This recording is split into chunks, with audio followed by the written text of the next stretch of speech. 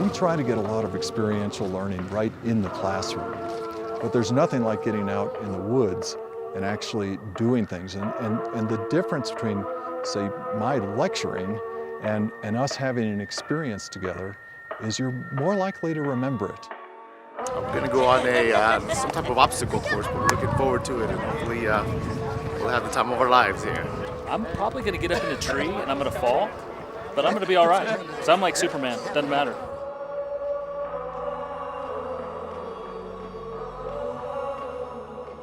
We've been in the classroom already for a couple days.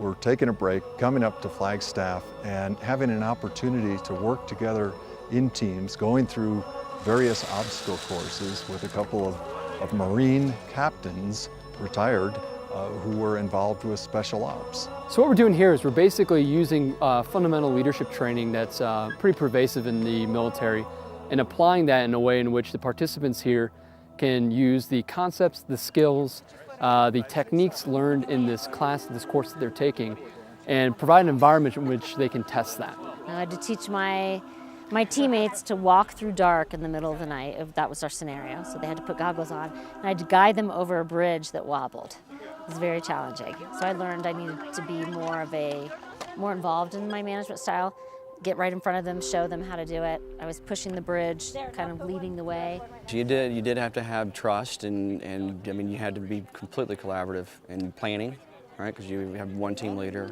that then gives you the instructions. Some instructions were very complex. Luckily, the rocket scientist in our group was able to have the most complex instructions. We know from an adult learning perspective, you're not going to get as much as you possibly could by sitting in a classroom for 3 days as you might in some other programs. This is about stretching your limits, about challenging yourself, about how do those ideas apply to something in the moment. It's amazing how when you work in a team, much more powerful you are, how much more you accomplish. You guys might want more distance between you so you're not wobbling each other.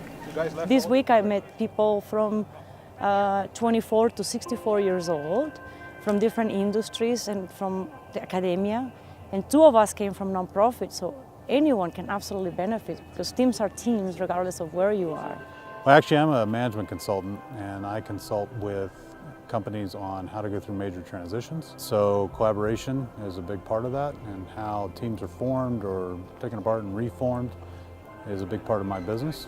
Coming from another part of the world, I think for me, it's a good experience that I'm dealing with colleagues now, participants from another part of the world. We have people from literally around the globe, as you know, some as far away as from Jordan today, from across the United States, and then you have multiple industries represented. We're just really seeing that synergy across all these executives, building these bonds for lifelong learning. Anything that comes from Thunderbird has a different bent on it, and anybody who has been a part of Thunderbird and understands the mystique, as they call it, understands that there's always a different take.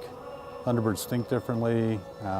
They have a different approach and a more open approach than I think a lot of other people. We also have participants who have come back after 20 years of leading teams, and they've said, this is amazing, because there are so many things that I could have been doing differently, and some things that I'm going to start doing differently tomorrow. And when we hear that as faculty, there's nothing more rewarding. Thunderbirds! Thunderbirds! Thunderbirds! Thunderbirds!